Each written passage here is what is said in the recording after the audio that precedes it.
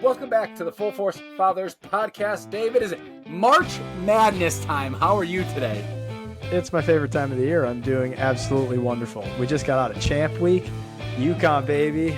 That's right. Big East regular season champs. Big East tournament champs. It's our first time since 2011? Yep. When Kemba. was it? Yeah. Party on Kemba.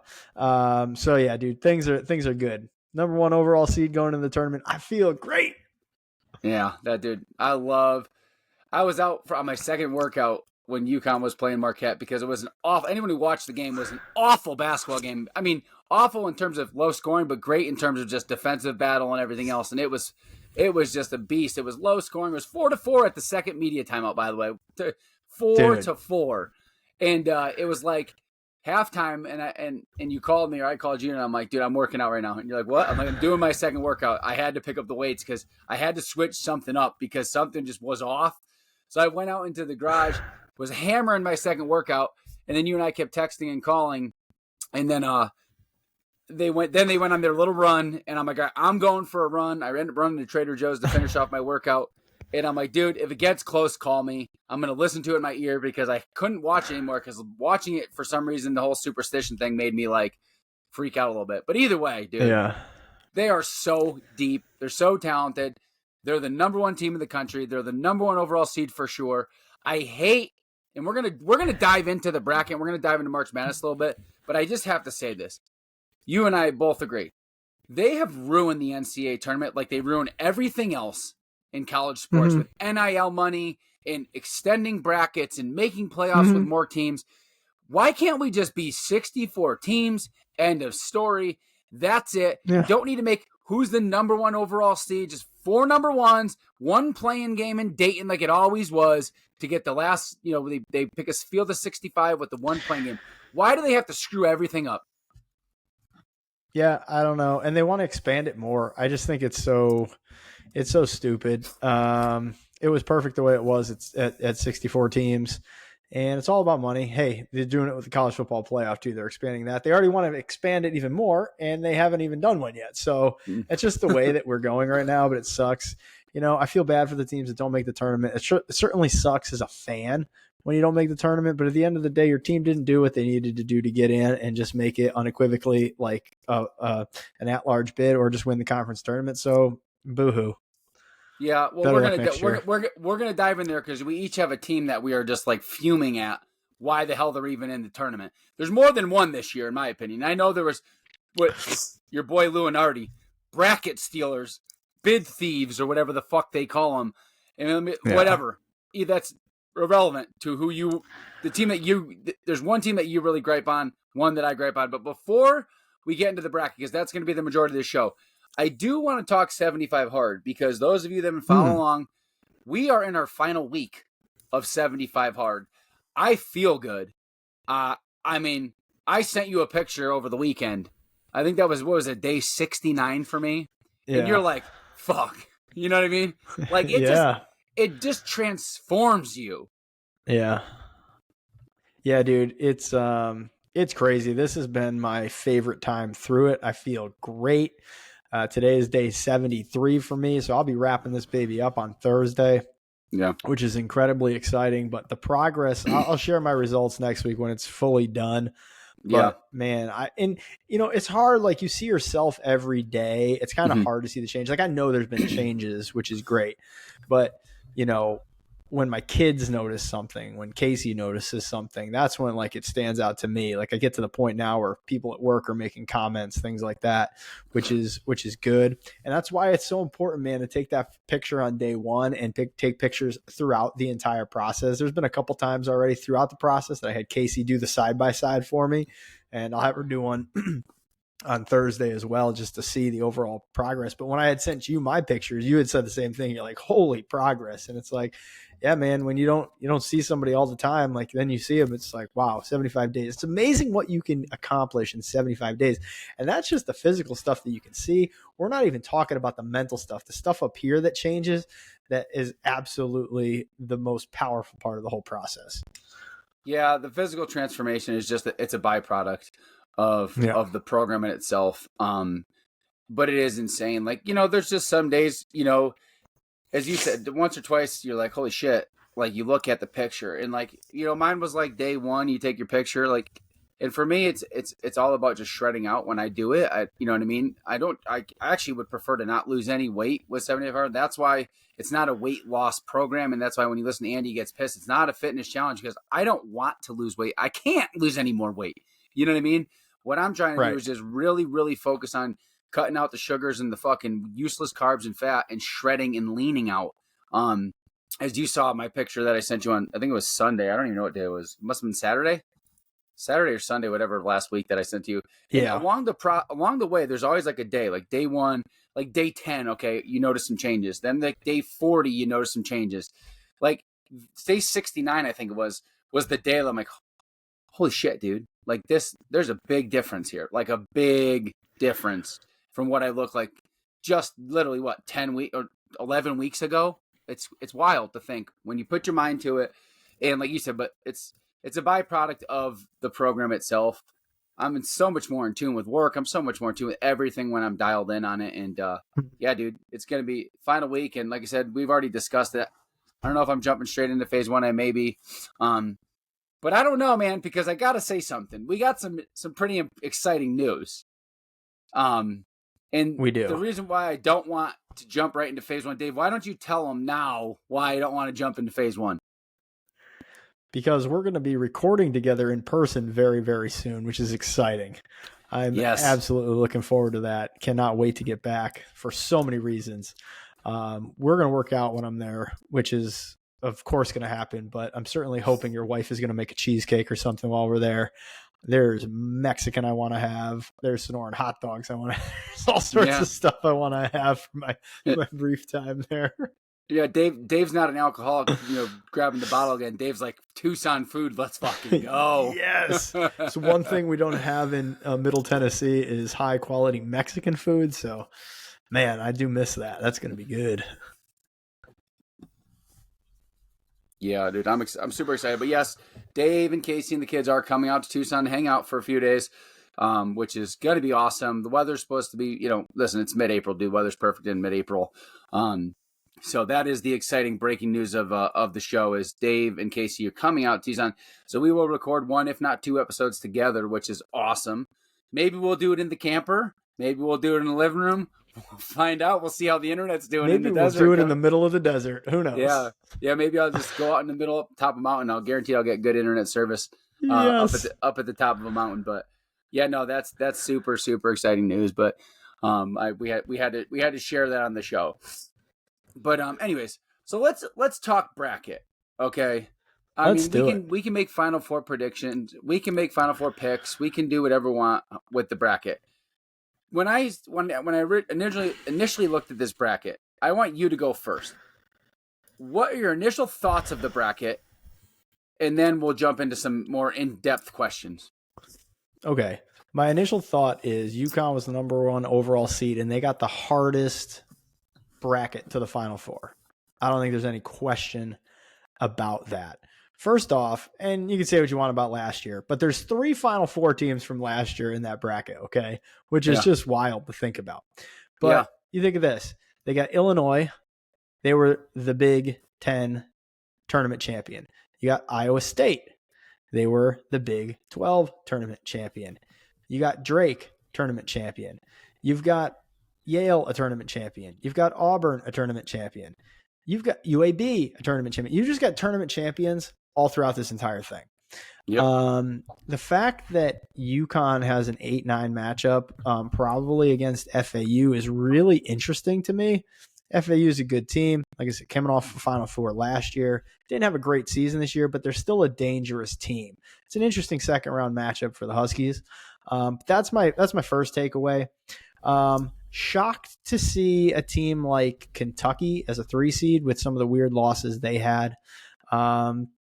I'm pleasantly surprised that Marquette was left at a number 2 seed with Kolek out the last couple weeks of the season. They hung in there, 2 losses to UConn, but they kept them as a 2 seed, which is great. My biggest shock of the tournament is that Michigan State is in the tournament with 14 losses, 19 wins, 14 losses. I think that's absurd. Let's see. What else? I think Arizona, Tennessee are both going to be out of the tournament early again, as they usually are. And then my last thing is about middle of the way through the season. Everybody was talking about how Gonzaga was going to miss their first tournament in however many years, and they're a 5 seed. So Gonzaga, Mark Few, they just say, take that. We're back in the tournament as always as a powerhouse. So that's my initial reaction to the bracket. How about you? Well, I never even was thinking about Gonzaga when you said that because Gonzaga is absolute garbage. And say what you will, say what you won't, dude. They're a 5 seed. Like, are you kidding me? They're like, this is insane to me. But no, initial. Okay, UConn is the favorite to win this for a reason. They're the best team in the country. Did they get the hose? Yeah, I think they got hosed a little bit because I probably would have argued that Iowa State should have been the final 1 seed over North Carolina. We've already beaten North Carolina by double digits. Iowa State doesn't really scare me. But looking at the overall bracket, I just can't get over. And this has pissed me off all year long. Purdue. Like, legitimately, Purdue has the cakiest of all the walks to the Final Four. I don't think they're going to make the Final Four. I may put my foot in my mouth, but I just think all year long everyone's been stroking Purdue. Luinardi, all these guys, Purdue. Everyone seems to forget just last year that Purdue was the number 1 overall seed and got beat by a 16 seed. And then what do? You reward them with Utah State and TCU in the 8-9, Gonzaga and McNeese in the 5-12. A terrible Kansas team. I know McCullers is hurt. Dude, Kansas started the year, I was telling you this, 13-1. They finished the season 9-9. Okay, but they're a 4 seed? Okay? Samford, South Carolina. Oregon's only in this tournament because they won the Pac-12. Okay? Creighton is the best team in that bracket at 23-9. Okay, Creighton's the best team in that bracket. Texas, don't understand why they're in. 20-12 Texas. Okay, Virginia, ACC week, playing Colorado State in a playing game. And then Tennessee, who once again will lose early. Like, you reward the best team in the country with the hardest bracket in UConn. And you reward the most overrated team in the country in Purdue with the easiest bracket. They just lost to Wisconsin in their conference tournament. Okay, the Big Ten as a whole, the teams that made the tournament in the Big Ten just blows my fucking mind. Okay, so I'm going to the Big Ten conference right now. Purdue, okay, Illinois, get it. They're 26-8. They're in there. They're a top 10 team now. They won their conference tournament. Okay, Northwestern, 12-8 in the conference, 11-loss team in the bracket. Wisconsin, before the conference tournament started, they were 19-12 and probably not in. Then they go and make a little run in their conference tournament. They finished 22-13, and now they're in the top 25 again. Michigan State finished behind both Iowa and Indiana in the conference and still got in the tournament. Yep. But, and I will say this, your biggest gripe was Michigan State. My biggest gripe was Florida Atlantic. I get it, Final Four team, blah, blah, blah. That means shit to me. It's a win now. It's win now. It's today. Okay. Mm-hmm. They didn't even, for how good Florida Atlantic, okay, they're supposed to be really good, right? They couldn't even win the American Athletic Conference regular season or conference tournament. They weren't even regular season conference champions. They finished 2 games behind South Florida. So they didn't win their conference regular season or their conference tournament, and they were rewarded. And by the way, they lost to a very bad team in their conference tournament. They lost to fucking Temple in their conference tournament. Temple was 5-13 in conference and 16-20 overall. And they were rewarded with an 8 seed because they made the Final Four last year. Like, this is a joke.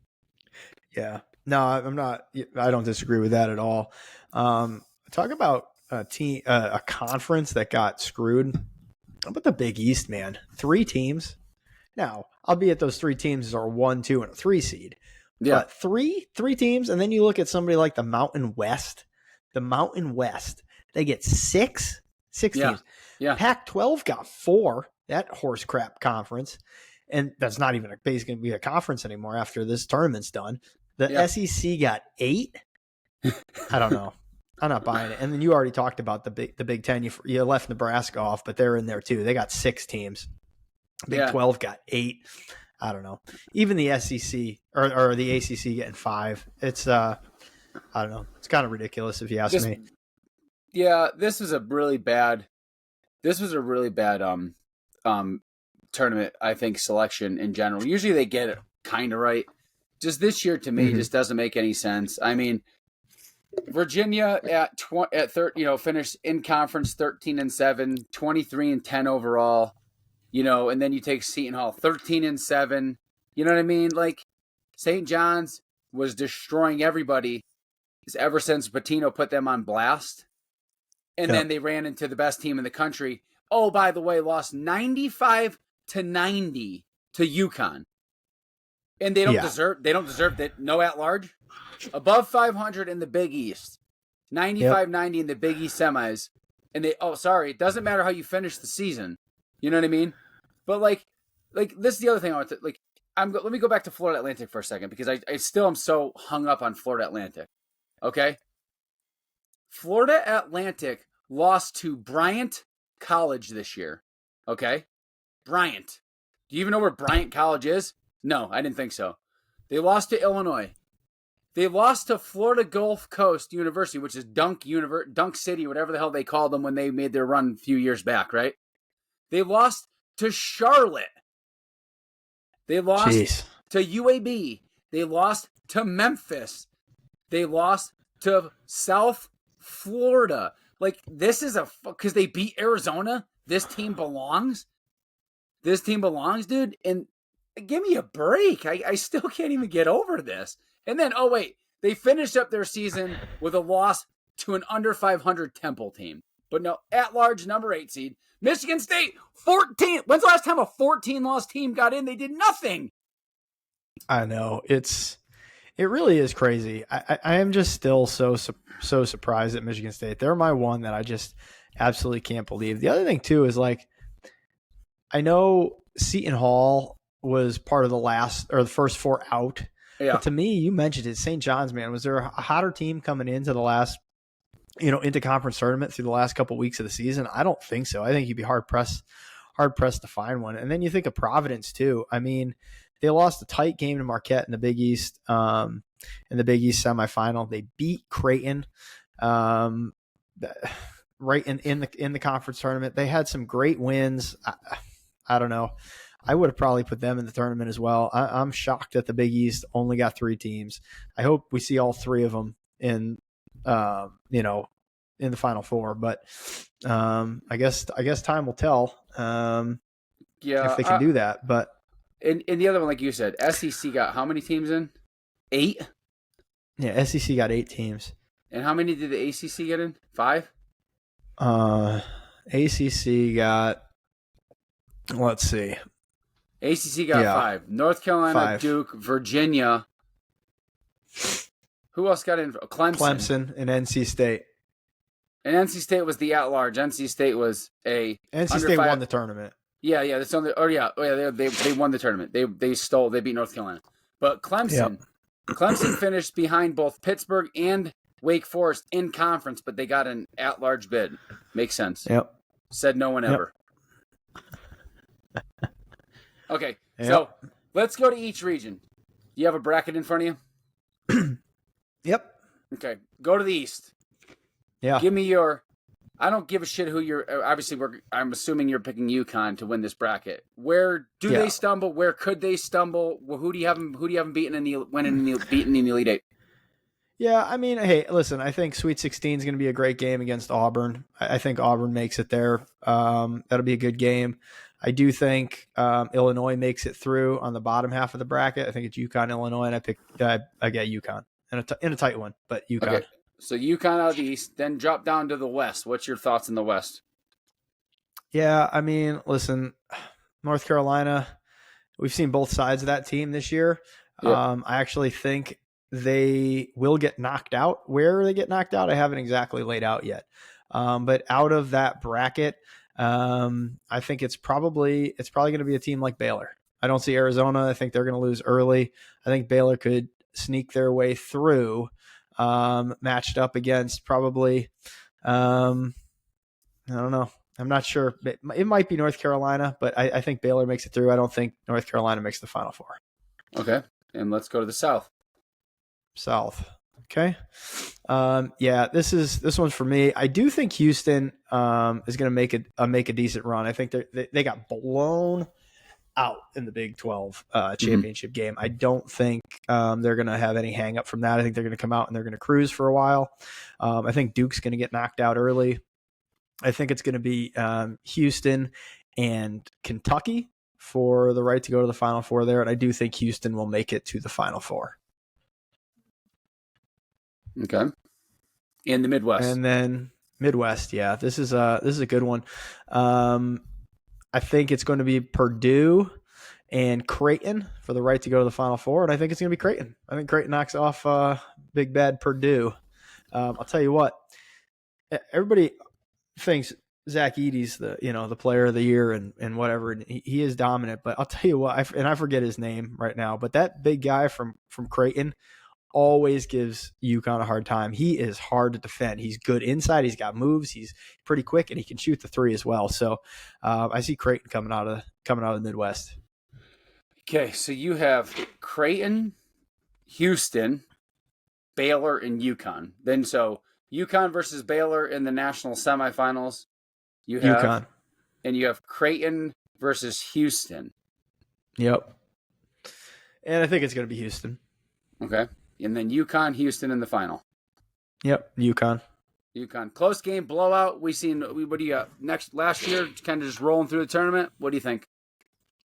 Yeah, I think they roll. I think their closest game is probably 12 points. And that's probably the Illinois game. So you think their closest is 12 points, Illinois game. Okay. Yep. Alrighty. So UConn, Houston, UConn comfortable winners. I Yep. love that matchup because Houston can't score any fucking points to save their life, dude. They really can't score points at all. Okay, so let's go to the East. UConn, I think, rolls. I don't think they play anybody difficult whatsoever because to be honest with you, I think Iowa State beats Illinois. I think it goes chalk 1-2. I think UConn comfortably beats Iowa State, but like I said, I think Iowa State's going to be a tough matchup. You're right, that Auburn game may be interesting. But I think it's UConn, Iowa State, UConn will go chalk. Dropping West. down to the West. This is where I would guess my lowest seed, I think, makes the tournament. I think Alabama beats North Carolina in the Sweet 16, and I think they match up with Arizona in the Elite Eight. And I go Alabama Final Four pick. So UConn in the East, Alabama in the West. A year removed from Alabama being a number one seed, they dropped to a 4. Mm-hmm. I think they're better than 21-11 Will State. I'll go Alabama, UConn, and then on the other side, Houston. Houston's the best team in this bracket. Duke is trash this year. Kentucky is too inconsistent for me this year. Marquette, I love. Kolek makes a big difference, but let me tell you something. I would play basketball for Shaka Smart at the end of the week. I told you that. Shaka Smart is one hell of a basketball coach, and he gets his guys up and ready. They play good defense. They play hard. They play aggressive. You know what I mean? There's, without Kolek on the floor, they're definitely a different team. But if I'm basing this solely on Kolek being healthy. If Kolek is healthy, Marquette beats Houston and goes to the Final Four. And then in the bottom bracket, Purdue. Ugh. I just think they got such an easy ride here. I think, for some reason, if McCullers coming back, do we know? I don't know. There's so much hinges on that. Because if McCullers is back, I think Kansas, beats Gonzaga, and I think they beat Purdue. But I just don't want to speculate on injuries, right? So I'm going to put Purdue into that Elite Eight spot on the top half, but that's solely based on Kansas. Kansas beat UConn. Everyone forgets that Kansas was 13-1 when they were healthy. They beat us. I mean, granted, it was in Kansas at Allen Fieldhouse. Stephen Castle was not playing, but like once again, I'm not going to speculate on injuries. If McCullers ain't right, the other guy's not right. We'll put Purdue in the Elite Eight, and on the bottom side of that bracket. Tennessee, I'm with you, dude. They just never can figure it out come tournament time. It's the Rick Barnes effect now. They do. Rick Barnes is a really good coach too. He is a good basketball coach. He's great. He's a great basketball coach. He beats his former team in Texas, I think, in the second round because once again, Rick Barnes made the Final Four with Texas with TJ Ford. But you're right. I think Creighton comes out of that bottom half. I think they'll beat Tennessee in the Sweet 16. And you're looking at Purdue and Creighton in the Final Four to get to the Final Four. I can't put a third Big East team in there. As much as I want it to be the Big East, 3 out of the 4, I'll put Purdue in there. I'm going to put Purdue in there. And then in the Final Four, UConn is going to roll. Alabama's just not going to play with UConn. They can't. UConn's too deep. And just because I want this matchup so bad, I'm picking this team. I'm gonna put UConn Purdue in the final, just to see UConn bury them by like 30. And I think UConn beats them comfortably by double digits. I think Edey's gonna get his 20. See, but here's the thing, and this what makes UConn so good. Who gives a shit what Edey does? Because if Klingon gets in foul trouble, it doesn't fucking matter. Yeah, it doesn't. Purdue doesn't have anybody else. Because Purdue doesn't have anybody else to go to. If freaking Klingon gets hurt, it doesn't matter because UConn can beat you with so many different lineups. We were talking about this. Yeah, bring in Slam and Sampson. It'd be all good to go. You can literally. There are times on the floor when you connect. Well, first of all, we've talked about this. College teams, it's really hard to have 5 great players on the floor at the same time. But when you play UConn, you potentially are forced to guard all 5 positions because all 5 positions can beat you. Spencer gets hot, look out. Stephen Castle's a lottery pick. He can get to the lane if his jump shot's halfway consistent. Caravan is a fucking sharpshooter from the wing. Okay? Klingon, look what he did to Marquette in the Big East final. Right? And then I think the best player in the country is Tristan Newton, overall top to bottom. He should. He's not going to win the Player of the Year. He's not. But he should be an All-American. I know a lot of people aren't even saying he's the best point guard in the country. He is so good. He can score. He hits dagger threes. He freaking assists. He rebounds. He's a big point guard. And he is the big difference for me. Yeah. Here's the deal, man. Coming off the bench, you got Hassan Diarra and you got Samson Johnson. Both those guys would be starters on all but probably 2 or 3 teams in the country right now. Yeah. Okay. And they're 6'7". UConn couldn't hit anything the other day. Klingon was doing fine. He was having a great game. You know where UConn went? To their 8th guy, Jalen Stewart. Okay, he comes in and starts knocking down threes. UConn is so deep that no one can compete with them. Listen, anything can happen in a 1-game tournament. I'm fully aware of that. Anything can happen. But on paper, they're the best team in the country. They've proven it all year long. I agree with you. Tristan Newton should be the Player of the Year. What's amazing to me is he's in contention for the Player of the Year, and this irritates the shit out of me. But he didn't win the Big East Player of the Year award. Devin Carter did. Now listen, Devin Carter's a hell of a basketball player. There's no doubt about it. But you can't have Tristan Newton be in the running for National Player of the Year and not win his conference Player of the Year award. Like, it's ridiculous. He was obviously the best player in the Big East this year, on the best team in the Big East this year. Devin Carter, it wasn't even close. So Tristan got robbed. It's kind of like the MVP in the NBA. Michael Jordan was the MVP every year, but they had to give it to Barkley one year. It's like they have to give it to somebody else. Everyone knew Jordan was the best player in the league. It's just like you couldn't give Brady the MVP every single year in the NFL, even though it's a quarterback award. You know what I'm saying? Right. But still, no, for sure. It's complete bullshit that they can't. That he didn't win the Big East Player of the Year. He should have hands down been the Big East Player of the Year on the best team by a long ways. But before we wrap the show up, I want to say something to you about something that pisses me off because we're on the topic of college sports, and we were literally watching the Big East final, together in different states, and we were talking about the commentating and everything else. And something was said, and I pointed it out to you on Saturday. And they were talking about NIL money. There was two different spots in the commentary that they were talking about NIL money. The first one was Diarra, kid from New York. And they said, you got 15 tickets for the Big East Championship game. And like, how'd you get 15 tickets? Because you don't get 15 tickets allotted to you as a player. And he said, that NIL money, okay, that's the first problem. That's my first gripe. And let me tell you the second one, then I want you to rant. Donovan Clingan came into training camp fat, overweight, out of shape, whatever you want to say, 7'2", okay? And they were making fun of him because he got that NIL money and got lazy.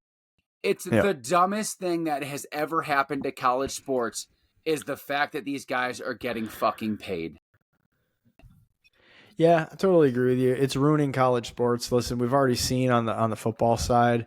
I mean, Nick Saban walked away from the game of football because of the NIL. That to me, it tells you everything you need to know about it. Instead of guys wanting to go and play for a coach and get developed and move on to the next level, they're asking, how much can you pay me? How much can you pay me? How many cars can I get? What can I get?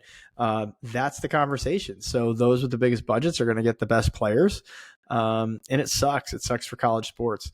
Listen, and I understand that the players want to get paid. The schools are making a ton of money off their name, image, and likeness. I totally get that argument.